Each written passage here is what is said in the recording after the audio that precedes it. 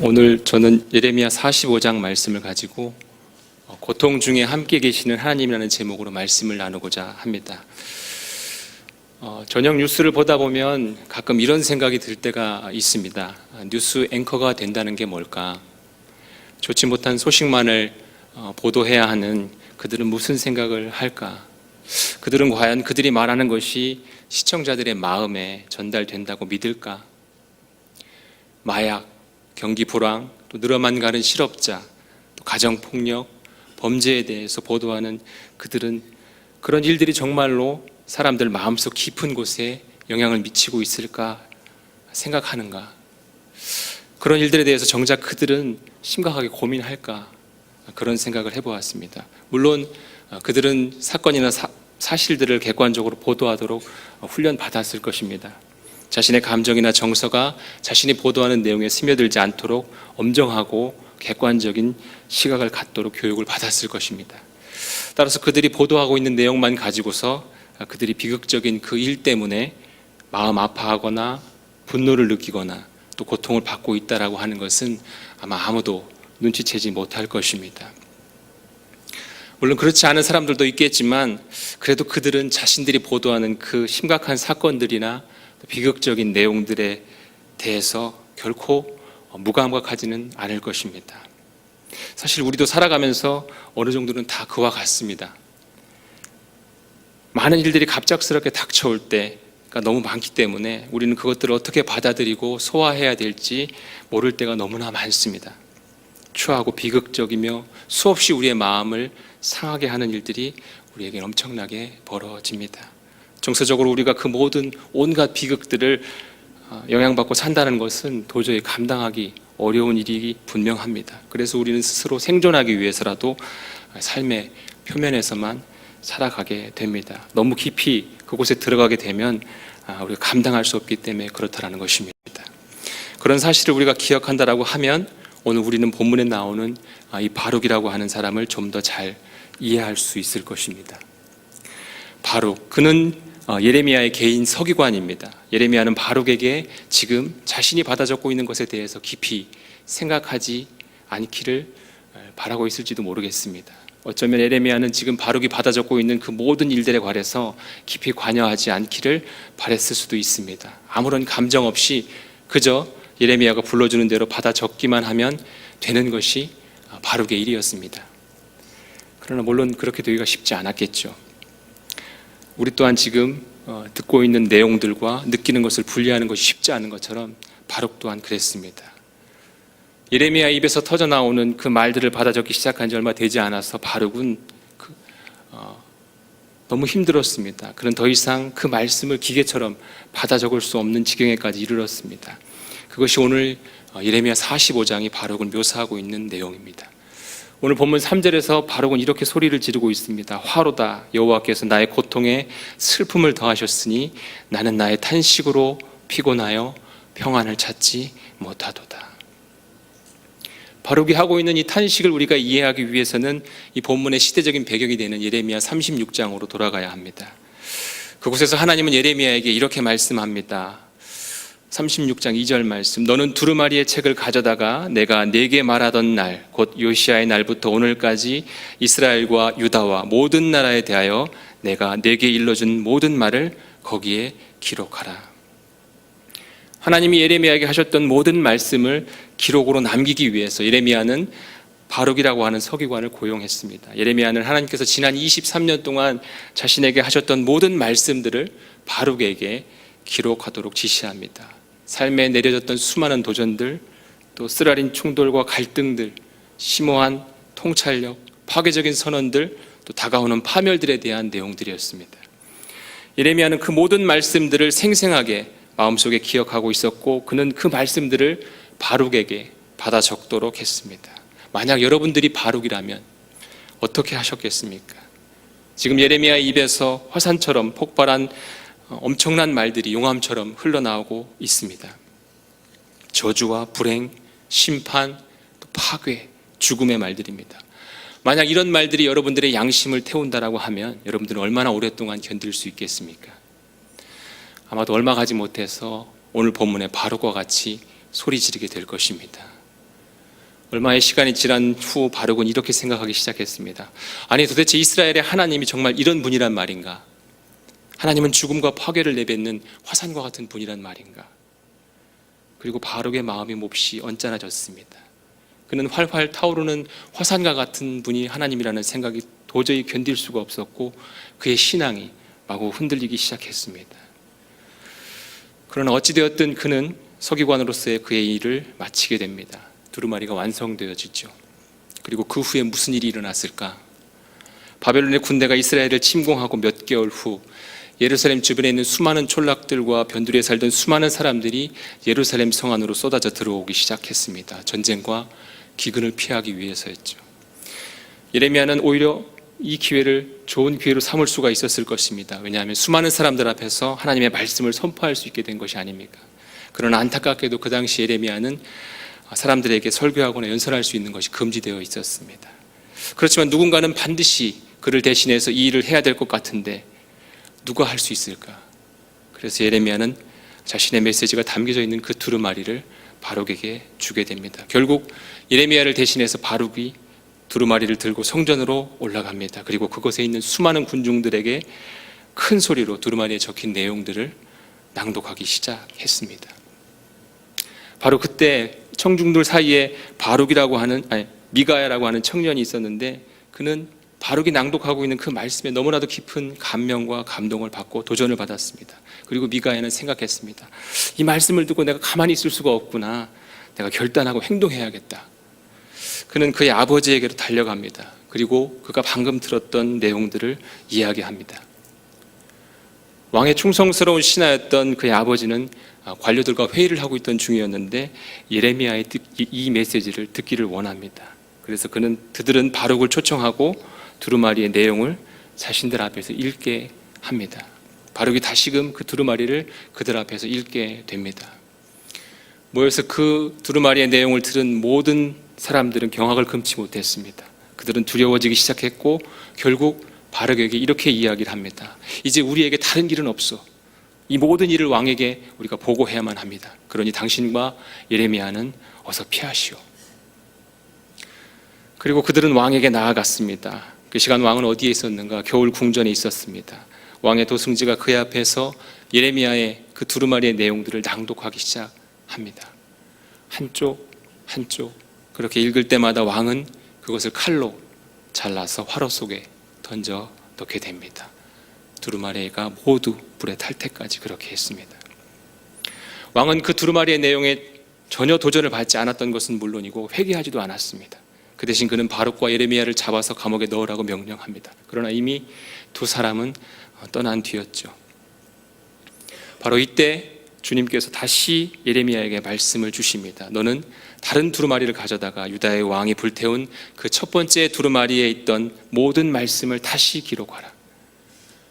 예레미야는 다른 두루마리를 가져다가 바룩과 함께 길고도 고통스럽던 작업을 다시 시작을 합니다.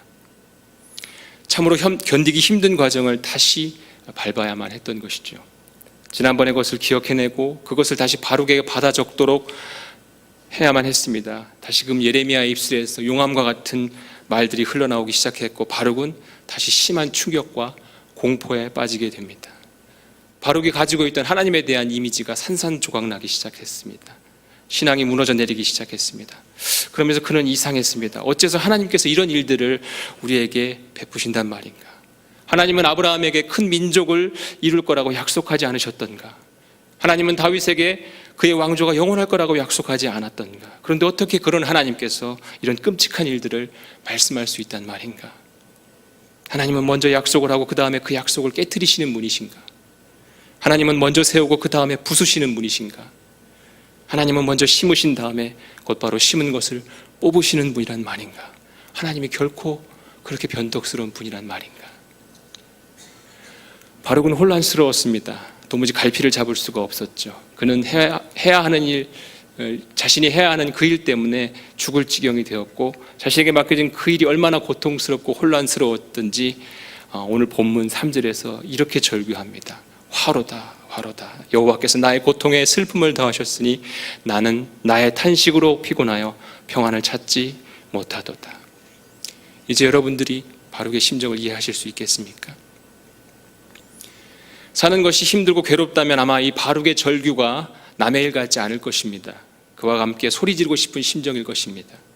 하나님이 나의 삶에 놀랍게 복을 주시고 계시다고 생각했는데 병원에 가서 건강검진을 받아본 결과 내가 심각한 질병에 걸렸을 때, 하나님이 나와 함께 하신다고 생각했는데 일이 점점 더 꼬이면서 내가 직장을 잃게 되었을 때, 이 사람을 만나게 된 것이 하나님의 섭리라고 생각하고 있었는데 갑자기 모든 것이 다 사기로 끝나버렸을 때, 자녀를 하나님이 주신 선물이라고 믿고 있었는데 그 아이가 갑자기 죽게 되었을 때, 하나님이 나와 내 아내를 하나로 묶어주셨다고 생각했는데 그 가정이 산산조각 나버렸을 때, 주님이 나의 목자이시며 나를 인도하고 계시다고 생각했는데 그 하나님이 더 이상 보이지 않고 사라져버렸을 때, 아마도 이럴 때면 누구든지 하나님은 먼저 세우시고 그 다음에 부수시는구나라고 생각하실 겁니다.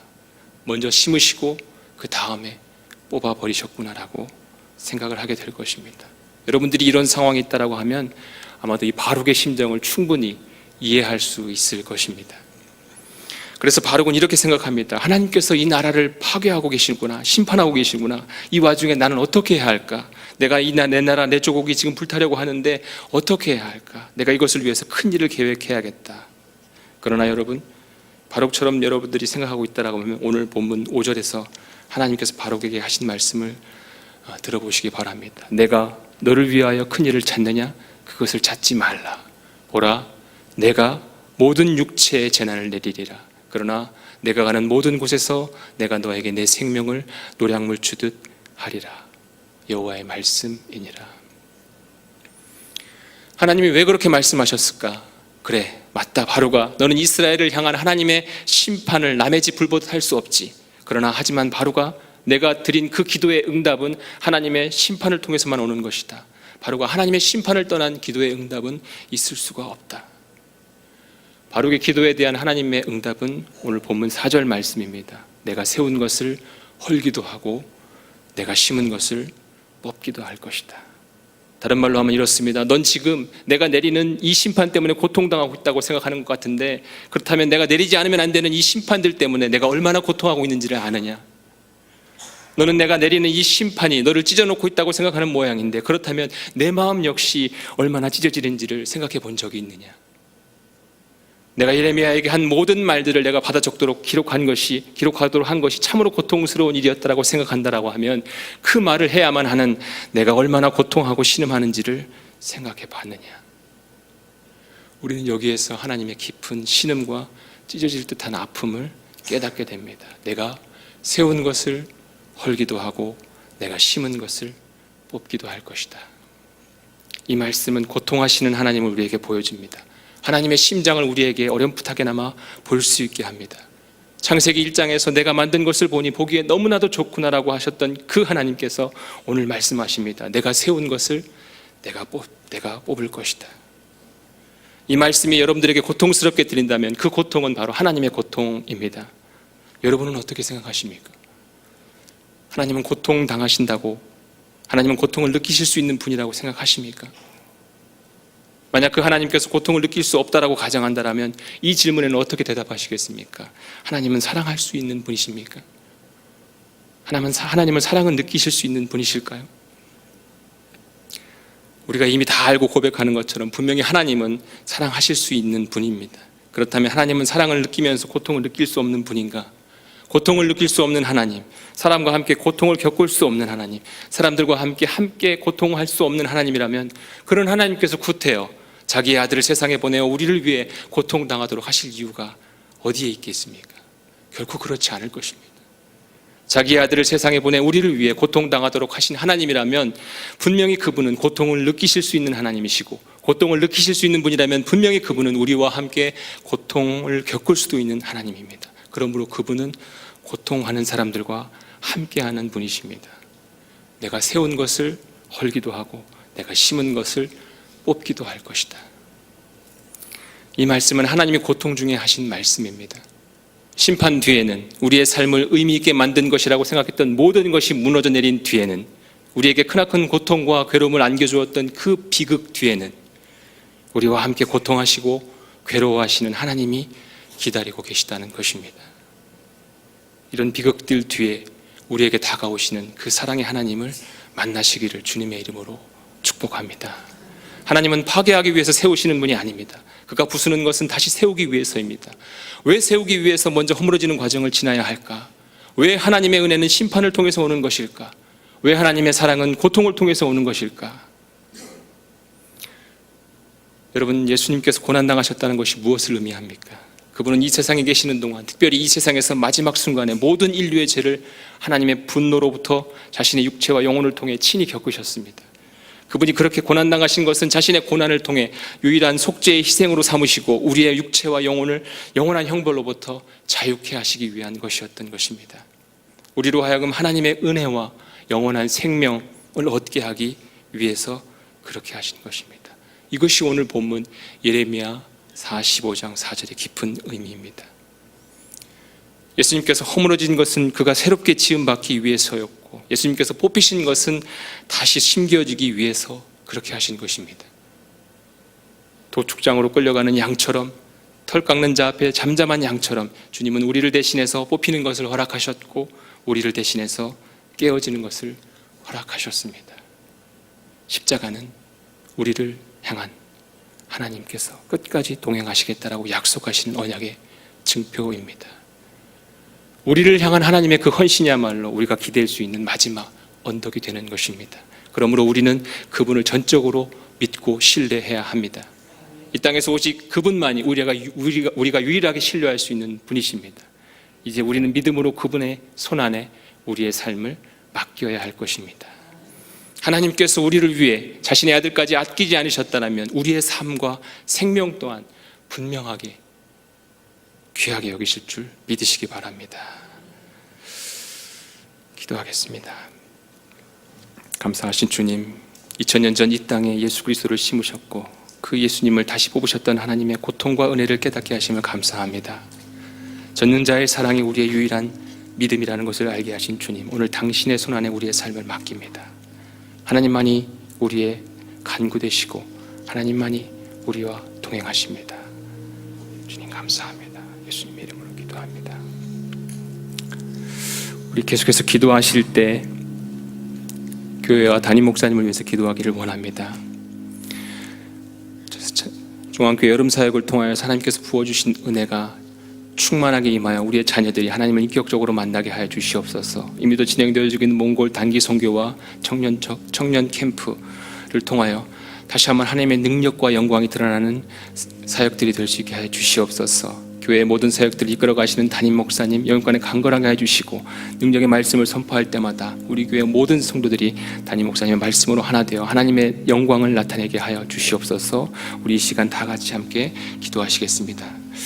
감사하신 주님, 몽골 단기 선교를 통해 하나님의 놀라운 능력과 은혜가 임하고 있음을 깨닫게 하신 주님 감사합니다. 복음을 전하는 삶을 살게 해주시고 한 영혼이 하나님을 찾아 돌아오는 것이 얼마나 아름답고 귀한 열매인지를 깨닫게 해주시옵소서. 수고하고 애쓰시는 모든 사역들 가운데 하나님의 성령의 역사가 충만하게 나타나게 해주시기를 원하며 회복의 은혜를 도와주여 주시옵소서. 우리의 모든 사역들이 하나님의 역사 가운데 이루어지고 있음을 깨닫게 하시고 하나님의 능력이 나타나 주셔서 살게 될 수 있도록 주님 도와주시옵소서. 자세히 여러분 사역과 모든 각 사역들을 통해 하나님께서 부어주신 은혜들을 다시 한번 깨닫게 하시고 성령 충만한 가운데 우리의 자녀들이 세상을 이기는 강한 군사로 훈련받게 해주시고 감사합니다. 몽골 단기 선교를 통해 구원의 복음이 몽골 땅에 놀랍게 전하여지는 하나님의 은혜가 되게 해주시고 성령의 충만함으로 다시 한번 이 시간 학교 건축을 위해서 기도하기를 원합니다. 하나님 믿음의 다음 세대를 위해 하나님의 소망과 비전을 주신 대포함을 수 있도록 하나님의 학교를 세우는 우리의 모든 삶을 가져주시고 감사하오니 모든 진행되는 공사의 과정 가운데 하나님의 은혜로 진행되게 해주시고 온 교회와 성도들이 더욱더 힘을 모아 뜨겁게 기도하여 주시고 탁월한 행정과 헌신적인 학생 모두의 모든 과정을 하나님께서 주관하여 주시고 하나님의 능력과 역사로 모든 것을 이루는 저희들에게 하여 주시옵소서. 담임 목사님 위해서 함께 기도하기를 원합니다. 중앙교회의 모든 사역을 이끌어 가시는 담임 목사님께 더욱더 영광의 강건함을 허락하여 주시고 이때 하나님이 쓰시는 탁월한 영적 리더로 세워주시옵소서. 하나님의 경륜과 공능으로 맡겨진 사역들을 감당하시는데 우리 교회 모든 성도들이 하나님의 말씀을 듣게 하시고 변화하고 발전하고 하나님의 영광을 나타낼 수 있는 저희들 함께 해주시고 성경의 충만함으로 주시옵소서. 계속해서 나라와 국민을 위해서 기도합니다.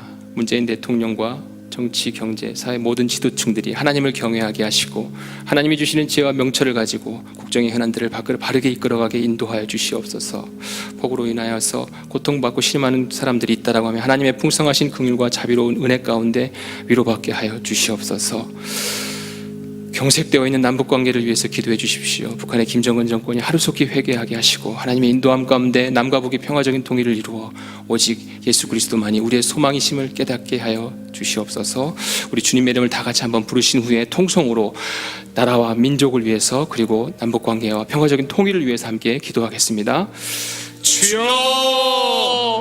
감사하신 주님, 조국 대한민국을 위해서 함께 기도합니다. 하나님의 놀라운 능력과 역사 가운데 새롭게 문재인 대통령과 정치, 경제, 사회 모든 지도자들이 하나님을 경외하며 하나님이 주시는 지혜와 명철을 가지고 하나님께서 기뻐하시는 것이 무엇인지 삶을 살게 하나님 분별할 수 있는 분별력을 다해 주셔서 하나님 조국 대한민국을 국정을 바르게 인걸어갈 수 부족함이 있는 지혜를 없는 허락하여 그들의 주시고 지혜 여러 가지 명철을 우리에게 다해 어려운 가운데 주시옵소서. 고통받고 하나님 무너졌던 모든 것들이 지금 다시 한번 회복되어질 수 있는 은혜를 아버지 하나님 허락하여 주시사 하나님 기도 다시 한번 대한민국을 세워갈 수 있는 하나님 조국 특별히 대한민국을 경색되어 있는 이 남북 관계가 하루속히 회복될 수 있도록 위하여서 교회가 아버지 하나님께 기도하게 하시며 배경을 부어주시사 하나님의 잘못된 것을 회개하며 인정하며 아버지 하나님 앞에 자복하는 마음을 주님 나아갈 수 있는 평화적인 통일을 될 이루게 수 있도록 해주시기를 원하며 주옵소서. 오직 하나님 우리에게 예수 복으로 평화 그리스도만이 통일을 유일한 위하지 소망이라는 하나님 우리의 것을 기도의 깨달아야 끈이 아버지는 끊어지지 않도록 주께서 붙들어 주시사 지금도 북한의 우리의 기도에 심지하게 응답하시는 하나님의 은혜 아버지 하나님께 하나님 부르짖어 간구하는 죄의 은혜를 경험할 수 있는 아버지 하나님 역사하신 하나님의 은혜를 경험할 수 있는 기도를 아버지 들어주셔서 하나님 더해 주시고 함께 해 주시옵소서. 주님 아버지 하나님 위하여서 하나님 무너졌던 아버지 모든 것들 주님 다시 한번 회복되어 주시사 마지막으로 교회 안에 있는 육신의 질병과 마음의 연약함으로 인해 고통받고 있는 지체들을 위해서 기도하기를 원합니다. 몸이 불편한 성도님들의 육신과 마음이 하루속히 회복되게 하여 주시옵소서. 하나님의 치유를 경험하고 복되고 기쁜 삶으로 하나님께 영광을 돌리게 하여 주시옵소서. 세계 열방을 향하여 복음 들고 말씀 전하는 선교사님들을 위해서 기도하기를 원합니다. 어디에 있든 무엇을 하든 하시는 모든 사역 가운데 함께 동행하셔서 하나님의 복음의 능력이 나타나는 사역들 되게 하여 주시옵소서. 가정과 건강을 지켜주시고 만나는 모든 자들에게 하나님의 영광을 드러내게 하여 주시옵소서. 우리 육신의 연약함과 마음의 곤고함 가운데 또 선교사님을 위해서 함께 다시 한번 통성으로 기도하시겠습니다. 감사하신 주님, 육신의 질병과 마음의 연약함으로 인해 고통받고 있는 지체들을 위해서 함께 기도하기를 원합니다. 교회 안에 몸이 불편한 성도님들의 육신과 마음의 건강을 하루속히 회복하여 주시고 그들이 하나님의 치유를 경험하게 하시며 복된 삶과 기쁨의 삶으로 하나님께 영광을 돌리게 하여 주시옵소서. 육신의 마음의 건강이 회복되어 하나님의 놀라운 능력과 은혜들을 땅 가운데 증거하는 삶을 살게 하시며 놀라운 능력과 은혜들이 많은 삶을 모든 가정 가운데 계신 하나님의 역사하시는 아버지는 바로 가정과 직장과 사업을 위해 믿음을 견고하게 세워주시옵소서. 그들의 삶 가운데 형통의 은혜를 허락하여 주시기를 원하며 믿음의 가정들이 되게 하시고 만나는 모든 사람들에게 하나님께 존귀와 영광을 받는 저들에게 해주시고 은혜가 충만한 삶이 될 수 있도록 도와주시옵소서. 우리에게 파송되어 있는 선교사님들을 위해서 기도합니다. 땅끝까지 이르는 지혜되는 삶을 살기 위해서 우리에게 선교사님들 가정을 지켜주시고 육체의 건강을 물론 사역의 모든 상황 가운데 하나님의 능력이 나타나게 하여 주시옵소서. 그리하여 하나님의 나라가 확장되고 구원의 역사가 날마다 더해지는 놀라운 은혜가 임할 수 있도록 주님 역사하시고 인도하여 주시옵소서. 오늘 아버지 신실한 믿음을 두고 살아가는 우리 주시옵소서. 오늘도 살아 역사하시는 주님, 하나님의 놀라운 사랑을 깨닫게 하심을 감사합니다. 이 땅의 삶 가운데 오직 우리가 유일하게 신뢰할 수 있는 것은 예수 그리스도 한 분임을 깨닫게 하셨습니다. 하나님, 우리의 믿음과 간구가 하나님 앞에 드려지는 헌신이 늘 하나님께 놀라운 삶의 응답이 되어 돌아오게 하시고 축복이 되게 하여 주시옵소서. 이 시간 주님의 은혜에 감사하는 마음으로 제단 위에 올린 예물들 하나님께 축복하시고 이 예물이 쓰이는 모든 곳에서 하나님의 영광이 드러나게 하여 주시옵소서. 예수님의 이름으로 기도합니다.